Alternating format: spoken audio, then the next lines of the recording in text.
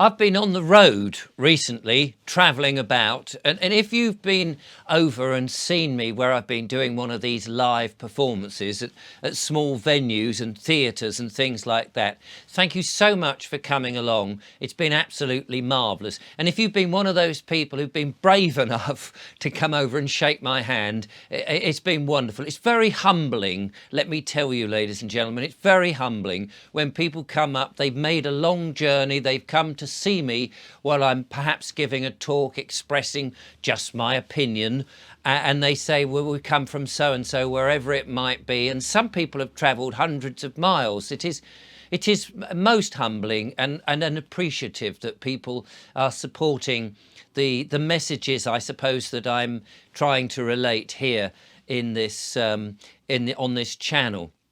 And recently I was down in Totnes in Devon, talking to lovely people there and answering questions and again putting over my opinion, etc. And then recently near Upton, in Upton near Leicester, near Nuneaton, at the Barn Theatre there, the comedy club, which do a huge host of different things.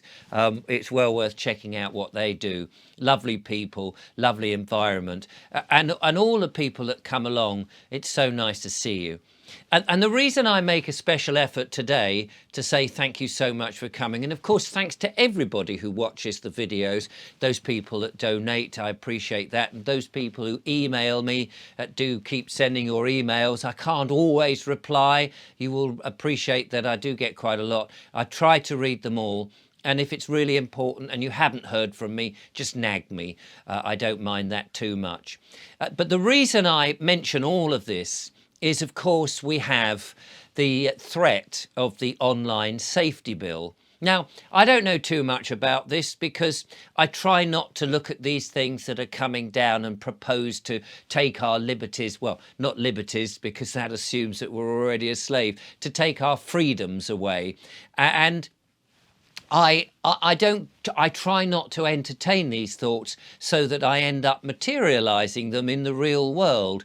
And so I don't know too much about it, but people come up to me at these talks and events and they say, oh, Richard, it does seem as if, they're going to be shutting you up. You won't be able to sit there on your armchair and spout whatever it is that I'm spouting, my opinion, because it could be deemed to be misinformation. It could be deemed, you people who are trying to tell the truth, they don't want the truth to come out. They think of it as some sort of conspiracy theory. Well, I think it is a conspiracy because, let's face it, yesterday's conspiracy theories are today's actual events. And we've seen all this. We've seen the surveillance, and we've seen the medical interventions. We've seen the lockdowns. We've seen the worrying state of the world. And those people that talk about these things, who the government and other tyrannical bodies and people who wish to shut you up, they've been desperate to keep us quiet.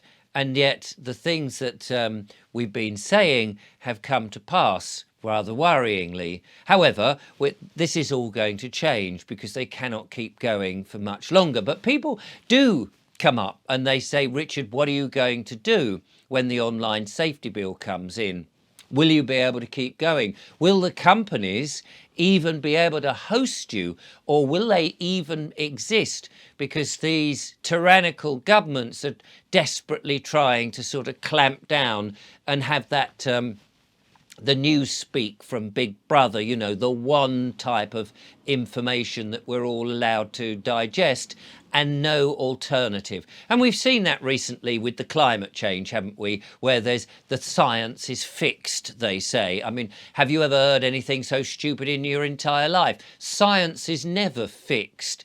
There may be something which changes the idea that we've accepted. We accept a theory, gravity, something falls to the ground. But if something came and said, well, actually, if the planet turned this way or this happened and then things wouldn't fall to the ground, we would have to rethink it. We've always got to be open to the idea that those things that we take as gospel may actually change. So science can't possibly be fixed. although the governments, and we saw that during the last few years, where there was one science for climate change and of course another one for a certain type of health problem. There was only one type of fix for it, one magic solution in a syringe of hope, this medical intervention, which since having, of course, people have actually found it wasn't as safe or as effective as it was said to be. And weirdly, of course, as much as certain other drugs were said, no, no, don't take any of that, you know, that horse worm that was supposed to be causing you so much damage, because after all, the science is fixed, they've now had to relent and said that some of those drugs, actually things like ivermectin, they do actually help with the problem. And so, of course, science can't possibly fix. Opinions change, science changes. So in order to shut people up, you know, and have one type of message, clearly that is wrong. And I think that people will eventually realise that they're just having one load of old nonsense. Let's face it, more and more people are moving away from mainstream media. They're moving away from the news, knowing, of course, that governments generally lie, and mainstream media don't always tell the truth. And we know this. I mean, it's not like that's a conspiracy in and of itself. Every 30 or 50 years, somebody opens a file that the government had buried and says, oh, we're allowed to open this now, and they open it. And there's a massive scandal about something that happened in the past. Well, we're not stupid enough to think that if that happened, say, 30 or 50 years ago, that's happening today, that certain things the government don't want you to know about are being buried and hidden away with like a 70-year thing on it saying, well, you can't open this, you can't reveal this for 70 years. And in the hope that, of course, where by the time it's opened, that people will have forgotten and forgiven. But the main thing is that if they did it in the past, they're still doing it now. And we know, in fact, we see it, don't we? We can tell now. It's so visceral when politicians stand up and they open their mouths. We know that they're lying right from the moment, which is why I'm constantly saying that I think this type of government, the kind of government that we have, the way that authority wants to look after us or tell us what to do, is over, and that we, the people, of course, are beginning to rise up and realise and awaken to the fact that actually that type of dictatorial, tyrannical government is not what we want, that voting isn't really what we need. We need to elect elders. We need to elect people with wisdom to look after us and do our bidding, who are our servants and are there to help, not people who we pay, who are our servants, but seem to think that they are our masters. And so what will happen when this online safety bill comes in and they start clamping down on places like YouTube and Rumble and Odyssey and all the rest? Well, what will happen? And I'm reminded really of the 1930s when they tried to get rid of alcohol in America and you had prohibition. Suddenly you were getting rid of a substance. And of course, people just said, you know what? Who's you to tell us what to do?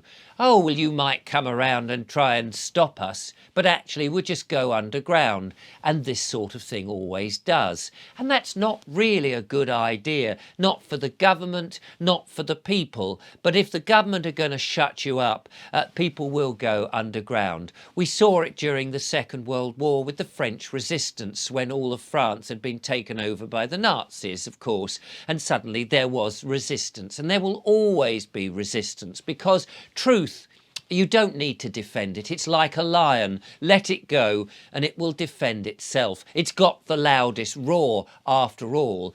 And of course, you need to spend thousands, if not millions, to perpetuate a lie. But the truth is free, and it will seep out. No matter how much you try and put it into a box, it will seep through the grains of wood, it will seep through the holes in the metal, it will seep out into the ether, and people will find out. And to be honest with you, it's sort of too late now. The governments around the world, this one world government that wants to entrap us and keep us hidden, they've left it too late, really. They've messed up. The head of the beast is off and it's thrashing about, throwing its toys out of the pram, desperately trying to make our life a misery.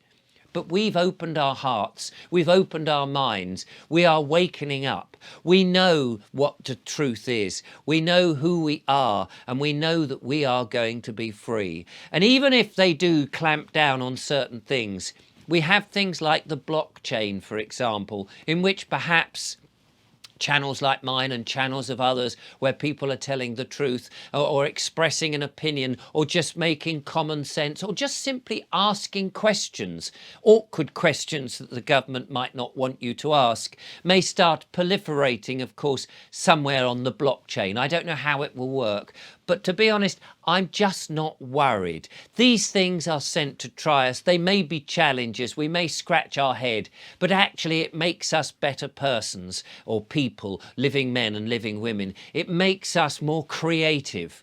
And that, as men and women, we are. We are a creative type of person. We are creative beings. We will defeat all of this clamping down, for this is just simply another sign that they're panicking. And of course, because they're panicking and they don't know how to stop it, they are losing. And they will continue to lose because the truth and freedom will out. And the moment is here. I can feel it. It's visceral. We are making a difference. Never before, certainly in the West, has so many people began to realize that not only is something wrong, but we can do something about it. We can grow our own food. We can boycott the big supermarkets and the big brands and make sure that they cannot continue to give us poisonous food, highly processed rubbish. We don't want that. We know that our bodies are sovereign and that we are sovereign people, that we are going to make sovereign lands again and be free and push back against these dead corporations who are only there for profit. These councils that think that they are somehow in disguise and that we don't know that actually they're not a local authority that have been elected by the local people, but that they are dead corporations there for profit to extract money from us at all costs, and that we have to have them. Of course we don't have to have them. They're just on bits of paper. They don't really exist. Real men and real women with flesh and blood exist. We're the ones that make the decisions in our lives, and we will continue to do it. So I have no fear for the online safety bill and things like that. Clearly, we don't want people to perpetuate rubbish against our children and nasty stuff. But of course, in saying that that's what it's about, they really are trying to sort of stop other people giving you a chance to just mull things over. You don't have to agree with anything I say, but I think people should have the right to say whatever they want, and people who are intelligent. You're not little children out there. You're not dim, dumb people that need the big auntie government to help you make your decisions. You're intelligent enough, are you not, to weigh the pros and the cons, or the ideas that anybody is putting forward. You're clever enough, you're intelligent enough, you're sovereign enough to make up your own minds of what you want. You don't need a tyrannical father who is there to sort of be whipping and chaining you and telling you what you must have. Of course you're not. And so this is why I think freedom will exist and will now, with everybody waking up, will continue at a pace that it is. And so I have no fear of this. One way or another, the voices will come out. They may stamp on some of us. We may be spirited away and deep fake and AI may come in.